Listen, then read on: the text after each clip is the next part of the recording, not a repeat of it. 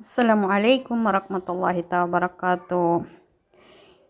Ito po yung eksena ng pag-uwi kong biglaan. So, ipapakita ko po sa inyo the time. So, biglaan po ang sinabi ng amo ko na may ticket na po ako that time. So, ayan, biglaan po ang pagpa-prepare ko. So, ayan, ang mga bag ko na dala ko sa pag-uwi. Kasi biglaan lang yung pag-uwi kasi hinabol yung ticket na mura. So, ayan mga sisi loves. Tapos na din. Yan ang niligpit ko na ang dadalhin ko. Naka-prepare na din ang damit ko. So, yung mga iba na gamit ko is pinakargo ko na lang. So, ayan, niligpit ko na din yung mga gamit ko na dyan sa yung maiiwan ko, iniligpit ko para kung sakali na may darating na ibang katulong. So, yung gamit ko is hindi nakaseparate na ayos siya. So, ayan, inayos ko na siya. So, ayan.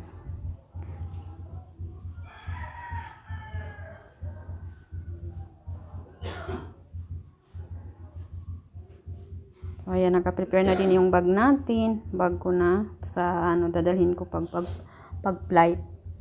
Yung 3 lang ang dala ko that time. Ayan, prepare ako kasi hinintay ko na lang yung oras ng pag-flight ko. So, 3 days pa lang sinabi na ng amo ko ang flight ko that time. So, ayan, nag-prepare na ako. Yan na. So, yung natin na kailangan sa yung i-trapper ko lang hindi ko nagawa kasi hindi maniwala yung mga amo ko.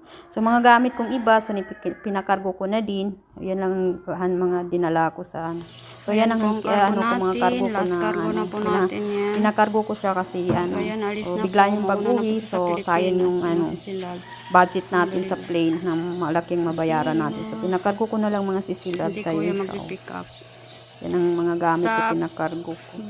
Pinoy balik bayan po ito. Bumayad na din po tayo ng 1,130. So, ang binigay ko kay Kuya ay 1,000. Sa cargo ko. Nakabayad po ako sa cargo ng 3 karton na 1,230. Binigyan ko siya ng hadiah na 100 sa pagbalo. So, ayan. 130. So, ayan Kuya. Share ko lang. Thank you for watching. 1,230 yan Kuya sa iyo na yun. Assalamualaikum. Salamat.